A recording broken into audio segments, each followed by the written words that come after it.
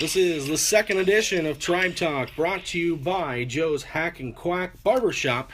And talking now with the head football coach of the Clarke Indians, Duane Matthess. Coach, obviously, with not the outcome you'd like to see on a Friday night, you guys played Saydel, 33-0 loss at home, week opener, first game as the head football coach of the Indians under your belt, and the first game for the team under their belt as well.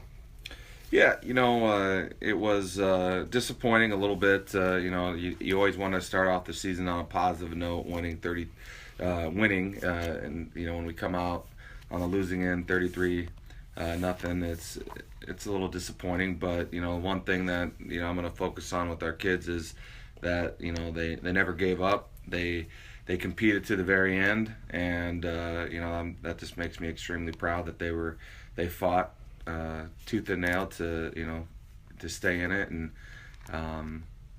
so that's just very satisfying to see. But some positives from Friday night is our freshmen did win, 14-12, they especially they got down 6-0 at the start of the game, and they came back and got a touchdown and then a turnover and another touchdown. So that's great to see at their level. And considering right now, too, we also have a few of their players up playing with our varsity. I think if they would have had those guys at the freshman level, it would have been, even a wider margin of victory kind of deal for them. So my outlook on that is our future is bright here at Clarke. And even in the varsity game, you guys started a lot of young guys. Like you mentioned, you had some freshmen that made some plays for you guys. And tell us a little bit about the game. Take us through the game itself. Obviously, not much on the offensive side, but the defense, it kind of stepped up for the most part of the game, made a few plays here and there, and kept it in a good ball game for the most part of that game. Yeah, I thought overall, defensively, we played well. We put the defense in some bad positions with some turnovers and the just costly mistakes, I guess is the way you could say it. We started to move the ball, and then we'd have a turnover or a penalty, and we'd be putting ourselves in second and long situations, which is not conducive for a good offense.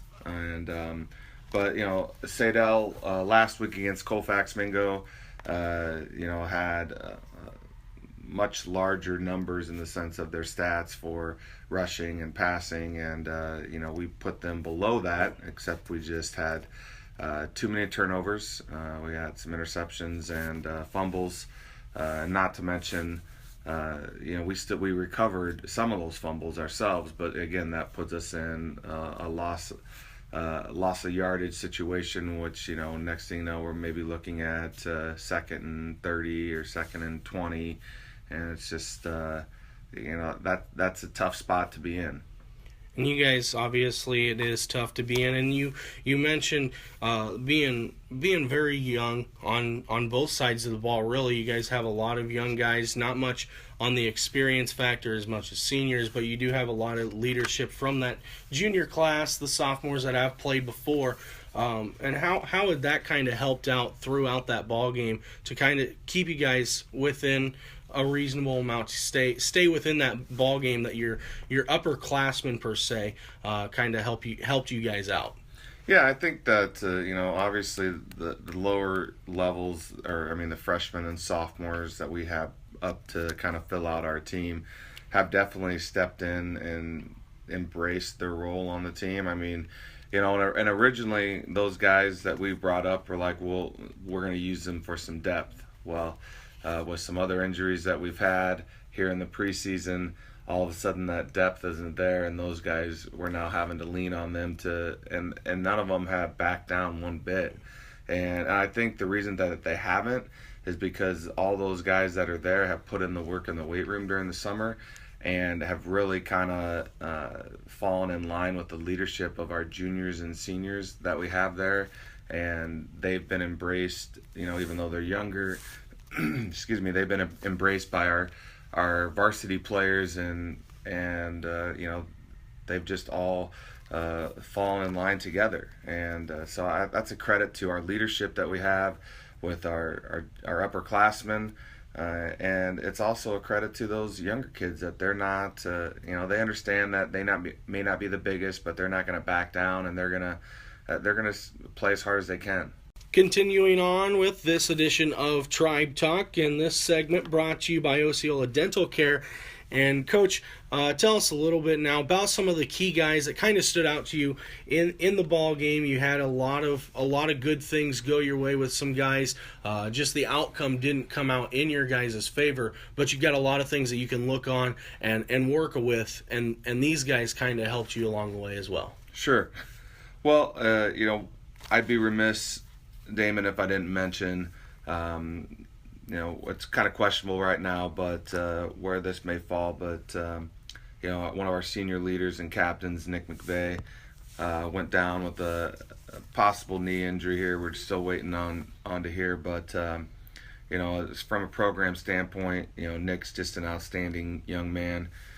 He does everything. He works that you ask him to do. He works really hard in the weight room. He's very committed in that regard. And so it just, it breaks your heart to see him being possibly lost for the season with his knee injury. So we're really hoping and praying for the best for him. And just the type of kid he is, I'm very confident. Even if he's going to be out there coaching those kids up. I mean, he was doing it on the sideline, during our game.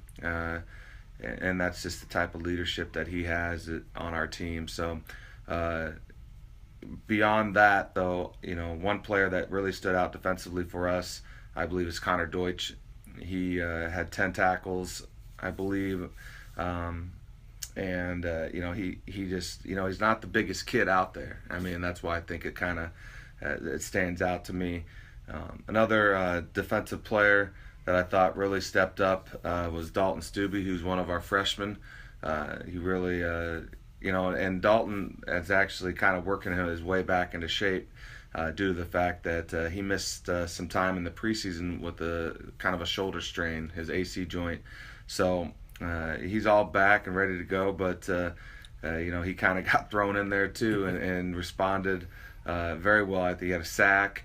I think he also had a tackle for loss, and he was one of our leading tacklers as well. So really pleased defensively from those two.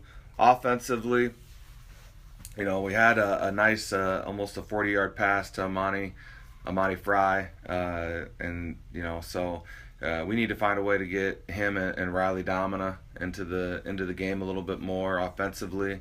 As far as running the ball, I thought, and here's another freshman I'm going to name, but when he got in there, he ran the ball real hard, was Chris Carson. So, and Byron Rivera, was consistent. He had some nice runs and some cuts, but, he got banged up a little bit. So hopefully, we can keep him healthy, and, if we can have a dual threat in the sense of Chris and Byron sharing the load at tailback, to keep our guys fresh and healthy. That's, what we'll take a look at and do going forward, I believe.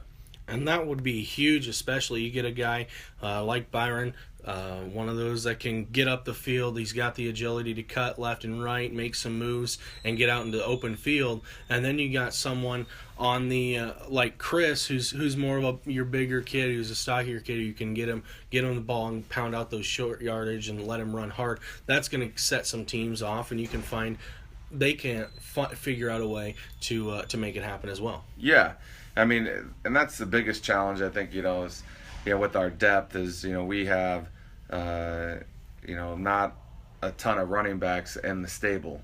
And so, if we can find, a kind of a dual threat in the sense of two running backs, and, I'd like to say thunder and lightning kind of deal, but, that's not the case here.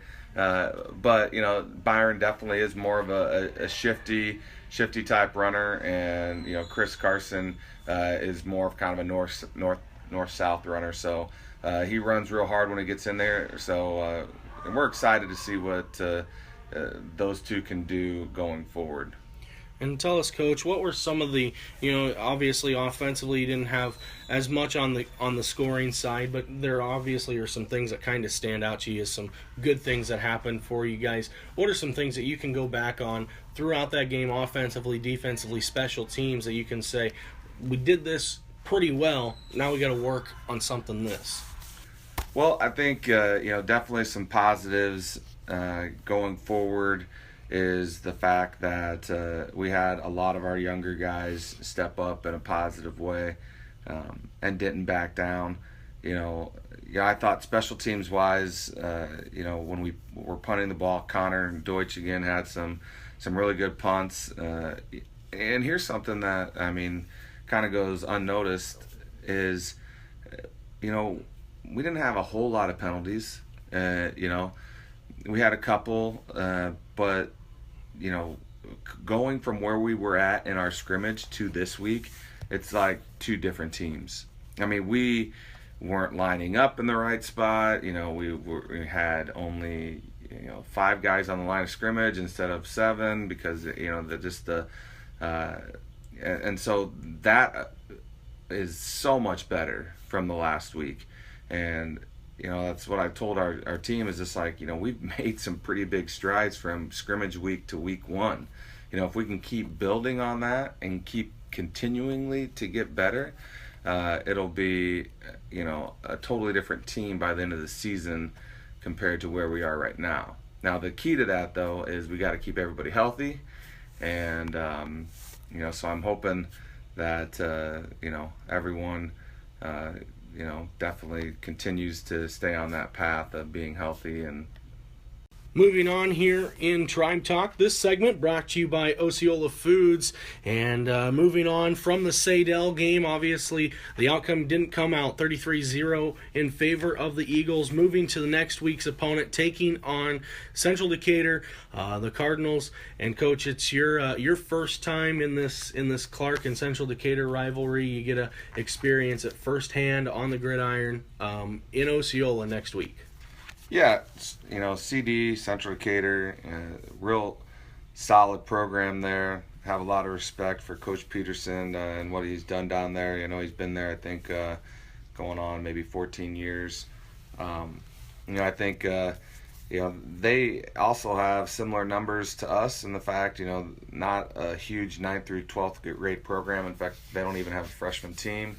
So our freshmen won't get a game next week, but I think they have some horses down there. I know the Peterson kid is a real good player, so we're going to have to find a way to, maybe eliminate the big play against them and make them work for it all the way down the field. So if we can do that, I think we can have a shot. And, I think our kids are up for the challenge. I think that, I was a little... not shocked, but I know Centerville, was probably hoping for a better outcome against them as well. They lost 30-10 against Central Decatur last night. So, overall though, I think, that's why you play these games. If on paper, I'm sure Central Decatur feels pretty good about their chances, and I would too if I were them. But our guys aren't going to lay down for them. We're playing here at Clarke Field, and our kids were really fired up yesterday. And one of the things that was really cool that we did this last game is we got new uniforms. The kids didn't know that we had got them in. They knew that they were ordered.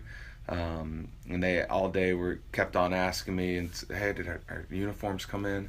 And I'm like, nope, they haven't came in. And so we warmed up on the field in our old ones, and we went up to the baseball field to kind of give them a talk. And I just said, hey, look, here's our chance to embrace the change that we've done here, and that starts right now when we walk onto that game field for this game in our new uniforms that are in the baseball dugout. And they all just freaked out and went running over to the dugout and ended up getting changed real quick before the game. But it was outstanding to see how fired up they were, and that just just kind of, those are the kind of moments, and talking with our assistant coaches, that's the stuff that they're going to remember probably 10, 15 years from now. And so I was really, really happy with that and how that looked, and I hope the fans noticed it, and when they ran back out on the field in something a little different than our basically what I would call our practice jerseys.